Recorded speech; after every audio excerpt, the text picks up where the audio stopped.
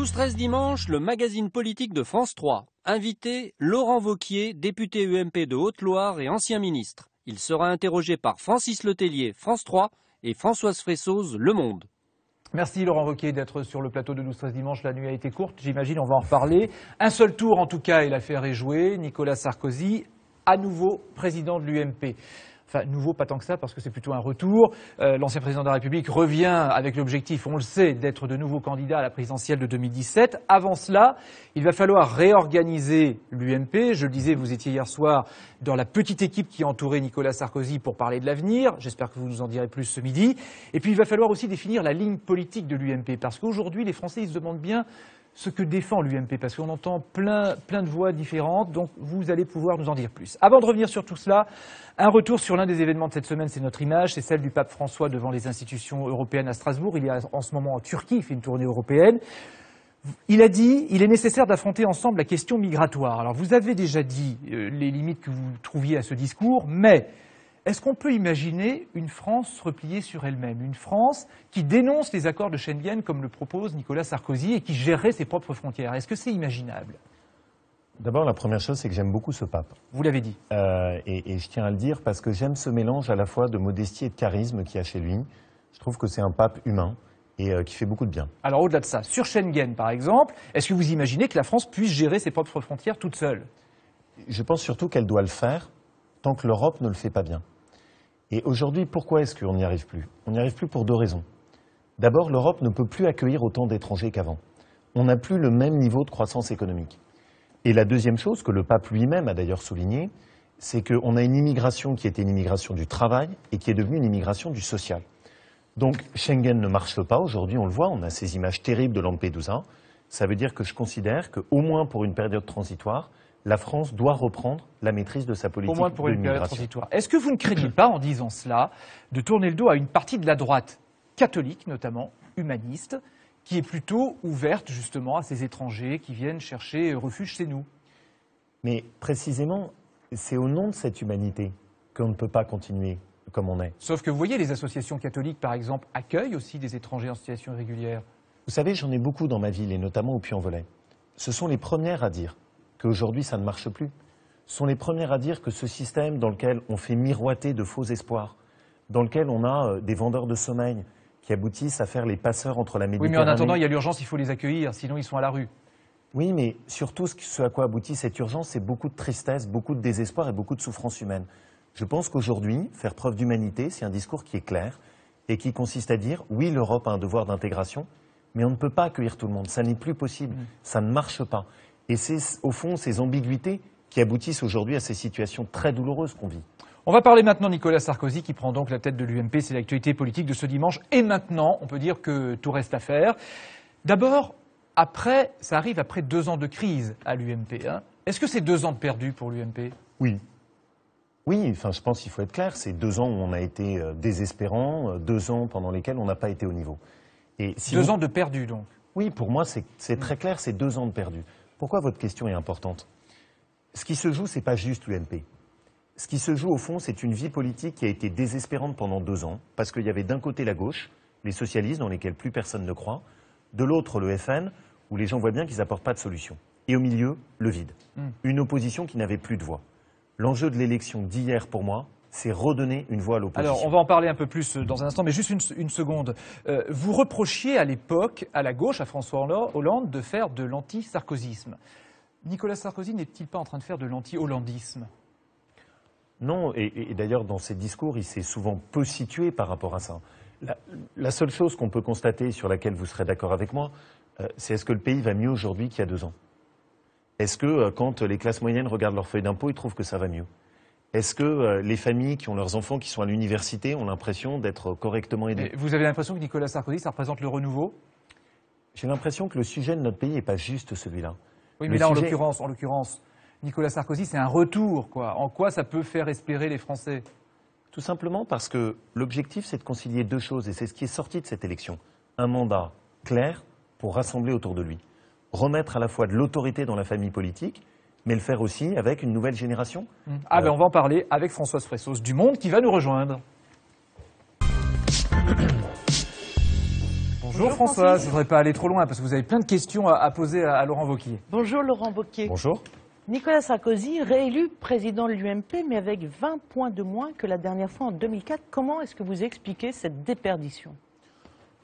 D'abord, moi je regarde le résultat. Les Français qui nous écoutent, une élection à 65%, ça n'arrive pas tous les jours. Au début, c'était 80% la barre qui s'était Oui, fixée. et c'était pas la même élection. On avait là-dessus, on a eu un vrai débat. Vous-même, vous avez beaucoup écrit que c'était une élection difficile. On a beaucoup dit, oh là là, ce sera un mauvais score pour Nicolas Sarkozy. Bon, 2/3 de militants qui lui font confiance. C'est un socle de confiance fort. Une participation qui a été Mais record. vous n'expliquez pas exactement, vous ne répondez pas exactement à ce que je vous dis. Il y a eu une déperdition de 20 points. Oui, parce c'est que quoi? C'est une magie qui n'opère plus? Qu'est-ce qui se passe? c'est pas la même élection. La dernière fois, on avait Nicolas Dupont-Aignan, qui est quelqu'un que j'aime beaucoup, et Christine Boutin. Là, on avait Hervé Mariton, et on avait quelqu'un comme Bruno Le Maire, qui est un ancien ministre, qui avait un soutien plus ou moins implicite d'autres personnalités de notre famille politique. Donc il y a eu un vrai débat. Il y a eu un débat fort, important. Il y avait un vrai choix qui était sur la table. Alors, Et ce que j'apprécie de l'élection qui est sortie, c'est quoi? Au fond, une élection claire, avec un président qui est incontesté. Et incontestable. Incontesté et incontestable. Mais enfin, voilà, c'est-à-dire tout le monde a dit, vous avez... par rapport à il y a 2 ans, vous prenez un point de comparaison, quel contraste? Par rapport à ce qu'on a vécu il y a 2 ans avec l'élection entre François Fillon et Jean-François Copé, quel contraste? Certes, mais c'est un François. ancien président de la République, donc on aurait pu imaginer un score plus important. Vous avez parlé de Bruno Le Maire, 30%. Juste, Françoise Fresso, si vous me permettez, 2/3 de militants qui votent et qui apportent leur soutien, je pense que c'est un score qui est un score très important, mais un score dans lequel aussi, et je suis tout à fait d'accord avec vous, les militants ont dit quoi? Ils ont dit on veut de l'autorité dans la famille politique, donc un président incontesté, mais on veut aussi du rassemblement. On veut qu'il y ait de la place pour Alors, la on va Et diversité. est-ce parler qu'ils de ont Bruno dit Le Maire. aussi, on veut du renouvellement avec le score de Bruno Le Maire, 30%. Comment vous l'interprétez, ce score? Je pense que d'abord Bruno a fait une campagne qui a commencé longtemps avant, qui avait commencé avant l'été. Il s'est beaucoup investi. Il a pu avoir le soutien de personnalités dans notre famille qui souhaitaient qu'il y ait une diversité Qui d'opinions. ne souhaitait pas Nicolas Sarkozy, c'est ça ce que vous voulez Non, dire? qui souhaitaient juste qu'on puisse avoir un débat. Et c'est ça, on a eu un vrai débat dans notre famille politique. Maintenant, et là je suis d'accord avec vous, ce qu'il faut, c'est une volonté de rassemblement. Oui. Alors, C'est attendez, un mandat. avant de me François. dire rassemblement, est-ce que Bruno Le Maire incarne, par sa jeunesse, le renouveau? Est-ce qu'il est le meilleur de votre génération aujourd'hui? En tout cas, ce qu'il y a de sûr, c'est qu'on a une génération dans laquelle on a des talents au niveau de cette génération des cadres. Est-il le meilleur? Qui est le meilleur? En tout cas, il a fait une très bonne campagne, c'est pas le sujet. Est-ce que vous me demandez de côté comme au PMU? Moi, j'ai 39 ans, donc je pourrais vous dire sans problème, c'est le meilleur des quadras. Mais c'est Ça me poserait aucun problème. c'est un concurrent pour vous. donc. Mais c'est pas le sujet. Non, juste ce que je voudrais dire aussi, et ça c'est important. Pourquoi les 2 ans ont été catastrophiques? Parce que les différences divisaient. Là maintenant, ce qu'on souhaite faire, c'est que les différences additionnent. Alors, justement. C'est pas la même démarche. Justement, mon premier défi, le rassemblement, dit Nicolas Sarkozy. Quel est le premier geste qui doit annoncer le nouveau président de l'UMP pour rassembler? Au fond, Concrètement. une équipe qui soit très plurielle autour de lui, dans laquelle vous C'est-à-dire, trouviez... soyez concret. Je vais être très concret si vous me permettez, mais laissez-moi 2 secondes quand même pour le dire. Vous êtes à France 3. Vous connaissez les régions. Vous connaissez les élus de terrain. C'est important que dans l'équipe qui soit autour de lui, ce ne soit pas des apparatchiks nationaux, mais que ce soit aussi des élus de terrain, des maires, des élus locaux. Et pour moi, un des signes Avec toutes très les zones importants- géographiques, c'est-à-dire l'UMP du Sud, l'UMP du Nord, c'est ça? C'est ça ou pas? Je ne crois pas du tout à cette différence-là. Je crois qu'il y a une vraie profonde unité des Français qui aujourd'hui sont exaspérés et qui ont envie d'une famille politique qui exprime clairement ses idées. Deuxième point qui est important pour moi. De cette élection est ressortie une ligne politique nette, qui vaut au fond aussi bien pour Hervé Mariton que pour Bruno Le Maire, que pour ce qu'a porté Nicolas Sarkozy.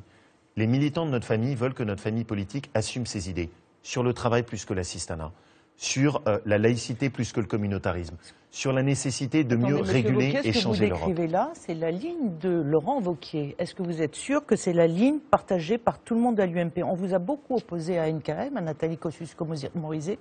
Donc, qu'est-ce qui est aujourd'hui la ligne à l'UMP? D'abord, je le répète, pas d'opposition, pas de division. Que les différences puissent s'additionner. Il peut y avoir des différences. Oui, j'ai pas exactement la même conception des choses que d'autres personnalités de ma famille politique. Tant mieux. Mais alors, qui Mais va que ces avoir raison différences- dans l'histoire? Qui va avoir raison dans Mais c'est l'histoire? les militants qui ont eu raison et ils l'ont exprimé. Vous avez écouté ce qui a été le discours porté par Bruno Le Maire. Il a dit qu'il faut qu'on soit à droite. Vous connaissez les valeurs qui étaient portées par Hervé Mariton. Et Nicolas Sarkozy a porté très fortement l'idée de dire restaurer les valeurs de la République. Ce que les militants ont exprimé lors de ce vote, si je peux le dire simplement, c'est la volonté d'une famille politique qui assume ses valeurs, sereinement, sans agressivité, mais avec détermination. Alors, assumez ces valeurs, est-ce que vous êtes candidat au poste de secrétaire général? De numéro 2. Je n'aime pas ça et je vais vous dire pourquoi. Qu'est-ce que vous n'aimez pas le poste? Non, pourquoi j'aime pas ça? Le sujet, c'est pas de savoir qui va être au 8e étage, qui va être au 1er étage, ça a quand même qui de sera dans la l'importance. cave ou qui sera dans la cour. L'objectif, c'est de créer du collectif. On a totalement perdu, vous l'avez dit au début, le collectif. Donc ce qu'on a besoin de créer, c'est cet esprit de rassemblement. Chacun avec son identité, sa personnalité. Quel rôle vous jouez dans ce collectif, vous? Moi, ce que je veux, c'est contribuer à ce qui est ce Non, rassemblement. mais quel rôle vous voulez jouer? Porte-parole de On Nicolas a une Sarkozy? famille à refonder. On a un parti, juste, si je prends un peu de distance, les Français, nos téléspectateurs, ne croient plus dans les partis politiques. Le défi qu'on a à faire, c'est créer un parti qui recrée de l'adhésion, de l'enthousiasme, du souffle. C'est ce qui me motive. Donc, vous voulez créer ce nouveau parti, donc vous voulez un poste opérationnel. C'est ça qu'on comprend aujourd'hui. Bon, vous savez, ma conception de la politique, ça n'a jamais été d'être spectateur. Moi, j'aime bien que les choses bougent, j'aime bien qu'il y ait de la vie, j'aime bien qu'on affiche ses convictions. Donc, ce qui m'intéresse, c'est de participer à cette dynamique, mais dans du collectif. On aura besoin de tout le monde. Alors, on parle du rassemblement pour le nouveau parti, c'est ça son nom? Là, vraiment, à ce stade, on n'en a pas encore discuté. Vous vous donnez combien de mois pour créer ce nouveau parti? Je pense qu'il faut aller vite, qu'il faut rapidement que tout le monde perçoive qu'il y a un changement. Avant les élections départementales? Il faut rapidement commencer à travailler. Mais dites-moi, avant les élections départementales? Je vais répondre. On doit d'abord faire le travail maintenant. Après, on a les élections départementales et sans doute la fondation de notre nouveau parti, juste après les élections cantonales. Mettre les choses dans l'ordre. Beaucoup disent, et notamment Bruno Le Maire, disent que la priorité, ce n'est pas le nouveau parti, c'est la préparation de primaires ouvertes. Est-ce que vous vous engagez sur les primaires Pour la ouvertes présidentielle de 2017. Je voudrais là-dessus que tout le monde prenne un peu de recul. Il y aura des primaires. Il y aura des primaires ouvertes. Tout le monde est d'accord dessus. Donc les primaires, oui. Primaires ouvertes, ça Oui. c'est sûr. Les primaires, oui. Mais en faire le seul sujet de notre famille politique, non. Pourquoi? L'opposition était inaudible. Cette élection de Nicolas Sarkozy doit nous redonner de la voix. Mais pas juste pour parler des primaires, pas pour parler de nos petites tambouilles internes. Moi, ce dont j'ai besoin, c'est que les gens se disent, bon, ils nous proposent quoi pour baisser la dépense publique? Ils veulent baisser les impôts. Quelles sont les idées neuves Ça, on va en qui parler, sont mises en justement. avant? On va en parler un peu plus tard. On Mais est avec le problème du chômage. Qu'est-ce que vous proposez oui, pour une mon dernière fils question de qui François. cherche Vous une ne pouvez place en pas apprentissage? faire l'abstraction qu'il y a une élection présidentielle et que le nombre de candidats est très important. Donc Oui. comment vous gérez le rassemblement dans Oui. cette diversité Oui. avec Juppé, Fillon, peut-être même Le Maire et sans doute Xavier Bertrand Françoise sur le Fressoz. fil des primaires? Ce samedi, il y a une page qui s'est tournée. La page qui s'est tournée, c'est celle des guerres qui nous ont affaiblis. C'est ce que vous Sur croyez. les- C'est ce que vous croyez. Pire que ça, c'est ce que j'espère. Oui, plutôt. Pire que ça, c'est ce que C'est j'espère. pas tout à fait la même chose. Les 2 ans qui viennent, tout le monde doit comprendre que ces guerres-là doivent être derrière nous. Et si ça Il n'est y pas aura le la cas, primaire. et si ce n'est pas le cas, Nicolas Sarkozy est affaibli. Non, ceux qui seront affaiblis, c'est les premiers qui joueront ce jeu des divisions. Donc on a 2 ans pour travailler sur le fond, pour se mettre ensemble. Après, il y aura les primaires. Mais de grâce, que les primaires ne soient pas la seule obsession de notre nouvelle famille politique. Commençons par redonner de l'espoir, des propositions concrètes aux Français. C'est notre première tâche. Un mot rapide sur Jean-Christophe Cambadélis, le numéro 1 du PS. C'est maintenant l'alter ego de Nicolas Sarkozy. Hein. Et Jean-Christophe Cambadélis lui dit c'est une bonne nouvelle que Nicolas Sarkozy soit là, comme ça on va pouvoir se confronter. Et je lui propose un débat sur les défis de la France. Est-ce que Nicolas Sarkozy doit faire ce débat? J'aime beaucoup Jean-Christophe Cambadélis, mais on va d'abord commencer, nous, par se restructurer, remettre de l'énergie. Et je suis sûr que Jean-Christophe Cambadélis va rapidement apprécier une opposition qui va vite faire entendre sa voix. Merci Françoise d'être venue sur le plateau de 12-13 dimanche. En tout cas, l'UMP doit aussi composer maintenant avec d'autres forces politiques qui ne sont pas dans les partis politiques forcément, mais qui se font entendre dans la rue. Par exemple, au moment du mariage pour tous. Gaël Brustier, qui est l'auteur du mai 68 conservateur, pense qu'on vit un mai 68 à l'envers et il vous pose une question. Monsieur Wauquiez, bonjour. Depuis 2 ans, un grand mouvement conservateur est né en France. Il a changé le visage de la droite. Il aspire également à changer la vie politique de notre pays. Ce mouvement est né en opposition au mariage pour tous. Il a drainé dans les rues des centaines de milliers de personnes. On a vu la semaine passée son importance au sein de l'UMP avec l'immobilisation de Sens commun. J'aimerais savoir, en tant que responsable de l'UMP, comment vous entendez faire synthèse demain avec ce grand mouvement conservateur et quelle importance vous allez lui donner dans les combats de 2017. Je vous remercie, Monsieur le Ministre. Je vous laisse lui répondre. D'abord, je trouve les analyses qui sont faites par Gaël Brustier sont très intéressantes. Pourquoi? Ça fait 30 ans que dans notre pays, on nous explique que pour construire notre avenir, on doit renoncer à toutes nos valeurs. À l'école, on nous dit qu'il faut plus de notes. La famille, on nous explique que c'est démodé. Le travail, on nous dit, bah non, maintenant c'est la culture du loisir. Les Français reconnaissent plus leur pays. Et ce qu'ils constatent, c'est que ça va pas mieux pour autant, même plutôt que ça va moins bien. Mais alors, qu'est-ce que vous allez faire de ces gens qui manifestent en dehors, je dirais, des partis politiques et qui vous taclent là? Qu'est-ce qu'ils nous ont dit? Ils nous ont dit, nous, on n'a pas envie de renoncer à ce qu'était la France pour construire notre avenir. Alors, ça veut dire quoi? Il faut les écouter, il faut les intégrer à l'UMP, vous en faites quoi? Bien sûr. Bien sûr, surtout, bien sûr quoi? Bien sûr qu'il faut qu'ils aient toute leur place à l'intérieur de notre nouvelle famille politique. Et surtout, ce que je veux, c'est qu'on entende ce qu'ils disent. Ce qu'ils disent, c'est qu'on n'a pas envie d'une France qui renonce à ce qu'elle était. On n'a pas envie d'une France qui renonce à ses valeurs. Par exemple, la porte-parole de Sens commun ou de Manif pour tous doivent être dans l'UMP, par exemple. Sens commun, ce sont des gens qui sont à l'intérieur de notre famille politique. Quelqu'un comme Madeleine Bazin, qui est une professeure, qui appartient à la jeune génération, qui est dans les trentenaires de notre famille politique. Voilà quelqu'un que je trouve intéressant. Sébastien Pilard, c'est un jeune chef d'entreprise. Donc ces gens-là doivent être, par exemple, dans la nouvelle direction de l'UMP. C'est des gens surtout qui renouvellent. Ils ne sont pas venus pour des postes. Ils ne sont pas venus pour demander à grappiller tel ou tel point dans une carrière politique. Ils sont venus pour défendre des idées. Et j'aime ce qu'ils disent, parce que ce qu'ils nous disent, c'est qu'au fond, la modernité, si c'est pour avoir un pays qui souffre plus, c'est pas forcément notre avenir. À propos de modernité, de la loi Taubira qui a fait sa réapparition dans cette campagne pour la présidence de l'UMP, Nicolas Sarkozy a dit il faut deux sortes d'union, le mariage traditionnel et l'union pour les homosexuels. Ça vous va ça, ou est-ce que vous dites qu'il ne faut même pas d'union pour les homosexuels? Moi, surtout, ce que je ne veux pas, c'est qu'on défasse tout ce qui est la filiation. Mon obsession... D'accord, mais est-ce que ça vous va ce que Nicolas Sarkozy a proposé? C'est pas exactement ma position. C'est quoi votre position? Je considère que c'est un point d'équilibre autour duquel on peut se retrouver. Et voilà un exemple concret. Plutôt que chacun campe sur ses différences, ce qu'essaie de proposer Nicolas Sarkozy, c'est une synthèse, un rassemblement. Mais vous, votre position, ce serait quoi plutôt? Moi, ma position, c'est que j'aime pas qu'on utilise le terme mariage n'importe comment. Donc je pense que le mariage a une signification qui est claire dans notre pays. Mais je suis prêt à accepter une position d'équilibre à une condition. Et donc à changer, donc? À une condition. C'est que ça n'aboutisse pas à la gestation pour autrui ou à la procréation. D'accord, mais de toute façon, ça, le gouvernement a fermé la porte, en tout cas sur la GPA. Non, non. Sur la GPA? Non, c'est faux de dire ça. Parce qu'on a des jugements qui sont en train de tomber les uns après les autres. Sûrement, mais la loi ne sera pas changée, a dit le gouvernement en tout cas. Oui, mais c'est une pure hypocrisie. C'est-à-dire, on vous dit la loi ne change pas, mais les juges font que ça, en réalité, alors, ça change. Je voudrais qu'on parle d'une autre pression politique à votre droite, c'est le Front National. Marine Le Pen vient d'être élue à 100% présidente du Front National. Ça vous inquiète quand même, cette montée en puissance du Front National? C'est une menace pour vous à l'UMP? Oui, en tout cas, c'est très clairement depuis 2 ans un FN qui a prospéré sur nos silences et nos lâchetés. C'est très clair. Et notre incapacité à avoir une parole claire, une ligne politique nette, profite évidemment au FN. Tout ça, c'est fini. Et ça peut être un danger même pour 2017. Tout ça, c'est fini. Est-ce que vous imaginez que la candidate du FN, ce sera Marine Le Pen probablement, puisse éliminer le candidat de l'UMP à la présidentielle?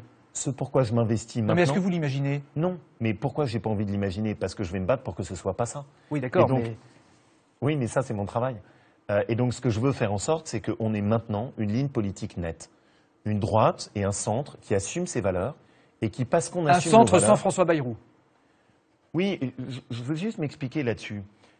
Les Français en ont assez des combines. Ils en ont assez des politiques dans lesquelles il n'y a pas de colonne vertébrale. Et donc François Bayrou, c'est les combines? François Bayrou, en 2012, il soutient François Hollande. Et puis ensuite, pour se faire élire à Pau, il bascule du côté de la droite parce que François Hollande est plus populaire. C'est pas ma façon de faire de la politique. Il est disqualifié pour vous définitivement? C'est pas le sujet, mais en tout cas, je l'ai pas entendu dire qu'il avait fait une erreur. Je l'ai pas entendu dire que, au fond, où il était. Le centre en France, c'est un centre qui a des valeurs, qui a une identité. Pour moi, ce ne sont pas celles de Bayrou. L'UMP, premier parti d'opposition en tout cas, qui espère revenir au pouvoir en 2017, mais pour faire quoi? Parce qu'il y a les premières urgences à régler, l'emploi bien sûr, 28 000 demandeurs d'emploi en plus au mois dernier. Franchement, si vous étiez aux commandes, est-ce que vous imagineriez, est-ce que vous pourriez dire, bah nous on ferait mieux? Qui peut dire qu'il ferait mieux? Par contre, ce que je vais dire, c'est que je ferais différemment. Et je vais prendre un exemple très concret. Le gouvernement a mis des milliards d'euros sur des contrats aidés dans le secteur public, où les gens sont sur des bouts de contrats qui durent à peine 2 ans, où à l'arrivée on les laisse au bord de la route. Moi, ce que je voudrais qu'on fasse, c'est qu'on aide des entreprises à embaucher dans les seuls endroits où il y a vraiment de l'emploi. Qui embauche? Les entreprises de moins de 50. Qu'est-ce qu'on devrait faire? Un programme où une entreprise de moins de 50 qui embauche peut embaucher avec 0 charge. Ça relance immédiatement l'emploi. Le deuxième point, c'est que pourquoi plus personne n'embauche? Il y a trop de normes, il y a des seuils dans tous les sens, il y a un code du travail qui est une vraie nébuleuse. Embaucher aujourd'hui est un parcours du combattant. Et puis, on sait que dans la ligne politique de l'UMP, il y a la bataille contre les 35 heures. Alors vous savez qu'il y a deux économistes, notamment Jean Pisani-Ferry avec un homologue allemand, qui ont fait un rapport pour donner des pistes au gouvernement. Et au passage, il vous tacle parce qu'il dit il est quand même plus important de parler du marché du travail que de se disputer à propos de symboles politiques. C'est particulièrement vrai pour les 35 heures. C'est vrai que ça fait 15 ans qu'elles existent, les 35 heures. Est-ce qu'il n'est pas temps de passer à autre chose ? Le problème pour moi, ce n'est pas les 35 heures. Le problème pour moi, et vous le savez, j'ai toujours porté ce débat, c'est la différence en France entre le travail et l'assistanat. Le problème en France, ce n'est pas ceux qui travaillent, le problème, c'est ceux qui travaillent pas. Les 35 heures ne sont pas un problème pour vous ? Ce n'est pas ça mon problème. Ce que je veux dire aujourd'hui, c'est que quand on m'explique que le problème de la France, c'est les gens qui travaillent et qui gagnent trop en travaillant, je ne le crois pas. Ce à quoi je crois, c'est qu'en France, on a un mauvais équilibre entre le travail et l'assistanat. Mais est-ce qu'il faut remettre en cause les 35 heures pour vous ? Remettre en cause les 35 heures, oui, mais avec pour moi une ligne simple, c'est faire en sorte qu'en sortant des 35 heures, il y ait deux gagnants et qu'on partage le gain en deux, un peu plus sur les salaires et un peu plus sur la compétitivité des entreprises. Là où je ne suis pas d'accord, c'est ceux qui nous disent on sort des 35 heures, on met tout le monde à 39 heures avec exactement le même salaire. Ça, pour moi, c'est pas acceptable. Et l'idée de gel des salaires, par exemple, qui ressort ici et là, notamment du côté du MEDEF ? Proposition portée par les économistes là, que vous avez cités. Pourquoi je ne suis pas d'accord ? Précisément pour la raison que je vous donne. Le problème, ce n'est pas en France des salaires qui sont trop. Le problème en France, c'est des charges sociales qui sont trop fortes. Et ces charges sociales sont trop fortes, pourquoi ? C'est parce qu'on a un système social qui a dérivé en direction de l'assistanat. Les patrons vont mener des actions là dans la semaine qui viennent pour dénoncer la situation des entreprises, parce qu'ils disent que ça commence à craquer d'un peu partout. Est-ce que vous les soutenez ? Est-ce que vous seriez prêt à aller dans la rue aux côtés de Pierre Gattaz, par exemple ? Surtout, ce que je pense, c'est que ce n'est pas juste la bataille de Pierre Gattaz. En France, c'est globalement la bataille de tous ceux qui travaillent. Et de la même manière qu'on taxe trop quelqu'un qui réussit, de la même manière qu'on taxe trop quelqu'un qui est dans une PME, de la même manière on taxe aussi trop les classes moyennes et quelqu'un qui est au SMIC. Et on a un problème d'ensemble, c'est qu'on décourage la France qui travaille. Pierre Gattaz, il pourrait être à l'UMP aussi. Regardez, il dit qu'il faut supprimer l'ISF. On entend ça aussi du côté de l'UMP, l'impôt sur la fortune. Est-ce qu'il est dans son rôle de syndicaliste ou est-ce qu'il déborde un peu trop là sur la politique ? Vous savez, enfin, c'est Pierre Gattaz peut être à l'UMP, un salarié au SMIC peut aussi être à l'UMP. Oui, non, mais en l'occurrence, est-ce qu'il ne déborde pas sur le discours politique ? Un journaliste pourrait même être à l'UMP. Non, mais est-ce qu'il ne déborde pas sur le discours politique là, non, c'est son travail. Son travail à lui, c'est de défendre les entreprises. Mon travail et à moi, l'impôt sur la fortune, en quoi ça défend les entreprises ? Mon travail à moi, c'est de défendre la France. Non, mais en quoi ça défend les entreprises, l'impôt sur la fortune ? L'impôt sur la fortune, quel est le problème que pose l'impôt sur la fortune ? J'y projette un regard très auvergnat, très simple. Voilà un impôt qui aboutit en réalité à ce qu'on collecte moins d'argent. Pourquoi ? Parce que tout le monde part à l'étranger. Et quand vous avez des entrepreneurs qui partent à l'étranger, c'est pas bon pour l'économie française. Moi, je préfère un impôt qui permet de garder les gens chez nous et de récolter plus d'argent. On va terminer avec une de magazine, des unes. Alors en tout cas, celle de Paris Match, Valérie Trierweiler, qui après sa tournée en Europe pour vendre son livre, merci pour ce moment, qui est en tête des ventes, continue sa tournée. Vous dites, oh là, pourquoi ? Voilà, enfin, tout ça est assez pitoyable. Mais au total, ça fragilise aussi le président de la République, non ? Oui, mais c'est pas bon. C'est pas bon pour la France. Un président de la République qui a plus de crédit, qui a plus d'autorité, une ex-première dame qui fait la une, toutes ces petites affaires déballées, alors qu'on est à 28 000 chômeurs de plus, c'est pas bon. Il y a aussi une autre affaire, c'est la publication il y a quelques jours de photos prises à l'intérieur de l'Élysée, où on voyait François Hollande et Julie Gaillet sur une terrasse de l'Élysée. Alors depuis, il y a 5 membres de l'équipe proche qui aident le président de la République, d'assistance au président de la République, qui ont été mutés. 4 d'entre eux avaient été nommés par Nicolas Sarkozy. Est-ce qu'on peut imaginer qu'il y ait des informateurs, des taupes sarkozystes à l'Élysée ? Enfin, objectivement, qui est-ce que ça intéresse ? Je vais là encore vous répondre très simplement. Le problème, ce n'est pas le fait que quelqu'un puisse prendre une photo de François Hollande. Et le problème n'est pas la sécurité du président de la République. Le problème majeur aujourd'hui, c'est que c'est un président de la République dans lequel plus personne n'a confiance, qui n'a plus d'autorité, qui n'a plus de poids. Sortir des petites affaires comme ça peut aider aussi de temps en temps, non ? Il n'y a pas des gens qui ont intérêt à ça ?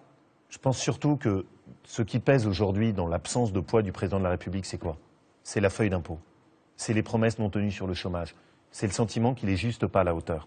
C'est ça qui pèse aujourd'hui dans son discrédit. Merci Laurent Wauquiez d'être venu sur le plateau de 12-13 dimanche. Merci. Nous allons laisser la place, le temps qu'il s'installe, à Stéphane Lippert pour l'actualité de la mi-journée. Bonjour Stéphane. Bonjour Francis, bonjour à tous. Les 2 départements du Roussillon ont été placés en alerte rouge ce matin, comme on le redoutait en raison de pluies diluviennes. Les eaux des rivières sont montées très vite et certaines ont débordé. Le point d'abord dans les Pyrénées-Orientales avec Lilla Bellili. très bien entourée par les pompiers. Ses 5 chiens sont sauvés. Cette femme n'a pas dormi de la nuit. Elle laisse derrière elle une maison inondée. Bon, enfin, une autre personne et d'autres chiens à récupérer. Hein. Ouais, voilà. Les pompiers ont dû intervenir 600 fois ces 2 derniers jours. Ils ont mis à l'abri près de 1000 personnes dans les Pyrénées-Orientales. Pour l'instant, la situation n'est pas alarmante, handicapante au niveau des transports. Et sur ce qui est pompage et autres, ça sera reporté ultérieurement. On gère l'urgence. À Argelès, ville côtière, les dégâts sont impressionnants. Plusieurs voitures sont enchevêtrées en plein centre-ville. Au petit matin, les propriétaires découvrent leurs véhicules retournés. Il suffit d'une vague, c'est submergé et tout fout le camp. Donc ça fait que maintenant la voiture est bloquée. Depuis en 63 que j'habite à Argelès, c'est la première fois une chose pareille. Jamais, jamais, jamais. L'intérieur des maisons n'a pas été épargné par la montée des eaux. Et la boue ne facilite pas le nettoyage. Elle a perdu une chèvre et une ânesse. Je suis allée la chercher, je ne suis pas arrivée, je n'ai pas pu la sortir de l'eau. Tout est arrivé à une vitesse incroyable et voilà, elle s'est rentrée, malgré les précautions que nous avions prises. La boue, tout, on ne peut rien faire, ça monte, ça monte. Eux aussi ont été surpris par les inondations. Dans cette entreprise de terrassement, tous les outils électriques sont perdus. J'ai tout mon dépôt qui est sous l'eau, je ne sais pas comment je vais faire pour travailler la semaine prochaine. Voilà. Le calvaire des habitants des Pyrénées-Orientales n'est pas encore terminé. Ce fleuve est toujours susceptible de déborder.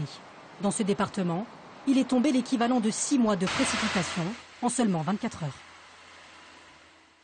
Antoine Duché, bonjour. Vous vous trouvez en direct à Rivesaltes, plus connu pour son vin que pour les trompes d'eau qui sont tombées ce matin. Quelle est la situation à la mi-journée ?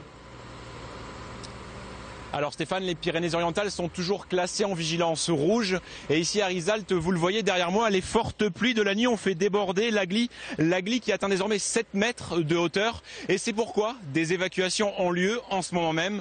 Cela concerne 800 à 1000 personnes. Alors si les pluies ont cessé ce midi, ici on reste très vigilant car de nouvelles précipitations sont attendues dans le courant de l'après-midi. Merci Ambroise. Autre point noir, l'Aude, le département voisin, avec là aussi des évacuations depuis ce matin, notamment à Sigean. Reportage de Camille Gutin et Nordine Tahar. En à peine quelques heures, la petite rivière est devenue un torrent d'eau boueuse. Hier soir, la berre est montée de plus de 3 mètres. Sur cette petite place, toutes les maisons ont été submergées. Le niveau de l'eau, quand il était le plus haut possible, c'est qu'il était jusqu'au sommet du puits, là, en fait, ici, jusque là, voilà. C'était là le summum de l'eau. Pascal Dupré a été surpris par la rapide montée des eaux. Son garage est inondé. Ouais, vers 2h30, je me suis réveillé. Bon, je suis descendu, j'ai allumé la lumière. Ça a duré 3 minutes. Ping, enfin, en 3 minutes, j'ai vu qu'il y avait de l'eau partout. Et après, tout le compteur a sauté. Donc du coup, on a commencé à dire oulala, ça va très mal. On descend et puis c'est monté en 40-45 minutes et... Un peu plus loin, dans cette maison de famille, la cuisine a été engloutie. C'est monté là. Il y a la trace là. Et à 99, c'est monté un petit peu plus au-dessus. Donc, bon voilà, tant qu'ils n'auront pas les berres, et voilà. On peut dire on peut faire, mais c'est ça. À bout de nerfs, la propriétaire craque. Moi, je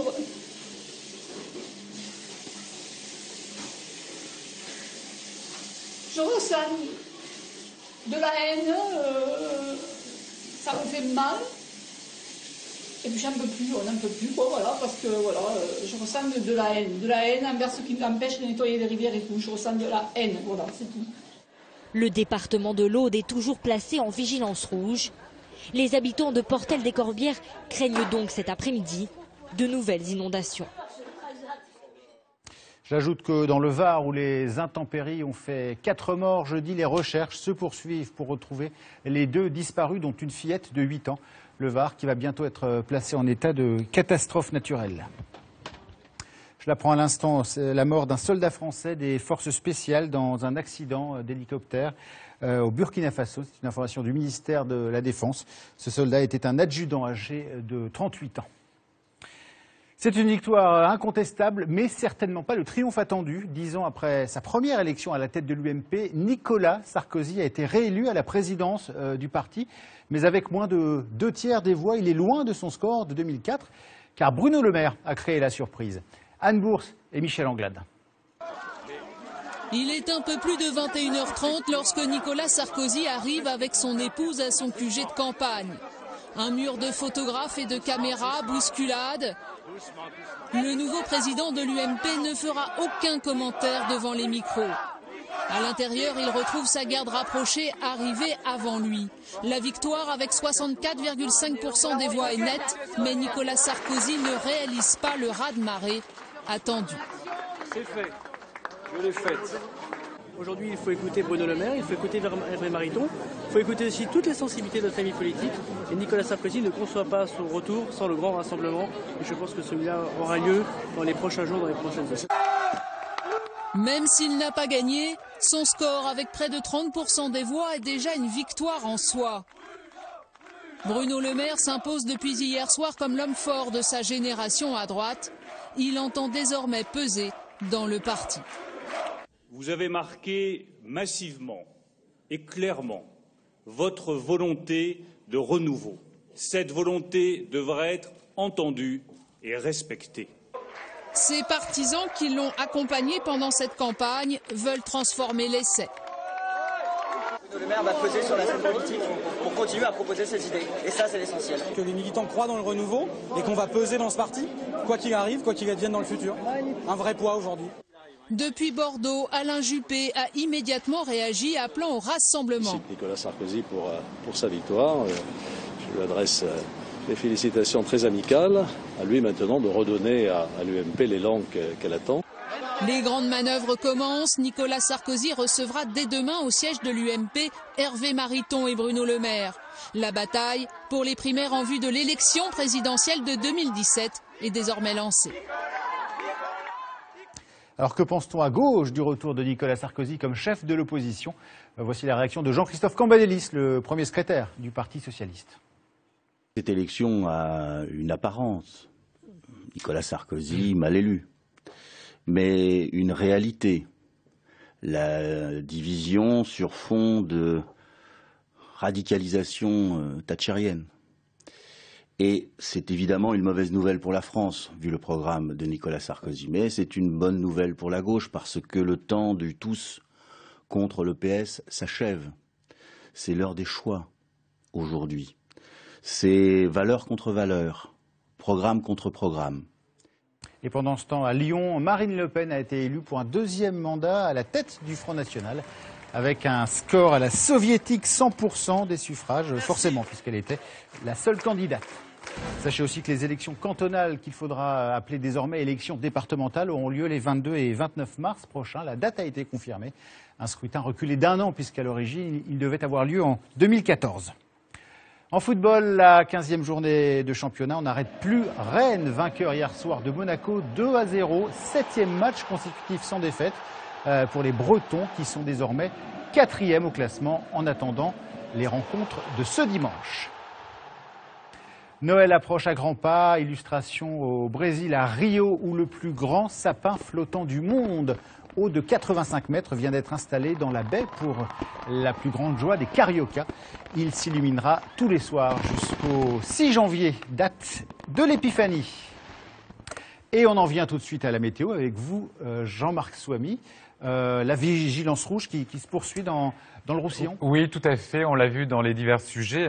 Malgré la calmie momentanée, plusieurs rivières ont battu des records de crue, de la grande crue de 1999, notamment la Berre, la Glie, mais également l'Aude qui est passée en vigilance rouge aussi de la rivière l'Aude, qui est en crue et ça va se poursuivre. On attend entre 80 et 200 mm dans les prochaines heures. Donc il faut rester extrêmement prudent et vigilant. Regardez la carte prévue pour cet après-midi. On a encore pas mal de vent, jusqu'à 70 km/h. Des vents qui cisaillent, comme on dit, et donc qui empêchent toujours l'eau de s'écouler. En revanche, sur le nord, c'est la grisaille qui va l'emporter. Les températures sont plutôt de saison, entre 4 et 18 degrés dans le sud. Demain, situation... C'est fini? Très vite, oui. Regardez, c'est gris. Okay. Et surtout, il va faire très... Merci beaucoup, Jean-Marc. Pour le 19-20, bon après-midi.